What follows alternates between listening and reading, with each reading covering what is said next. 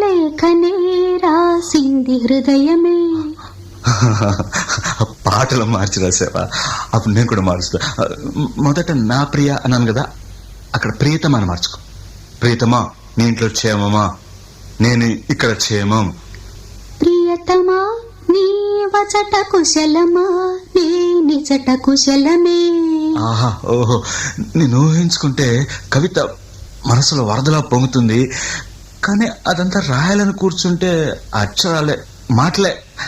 ఊహలన్నీ పాటలే కనుల తోటలో, అదే తొలి కలల కవితలే మాట మాటలో. అదే, ఆహా, బ్రహ్మాండం. కవిత కవిత పాడు. కమ్మని ఈ ప్రేమ లేఖనే రాసింది హృదయమే.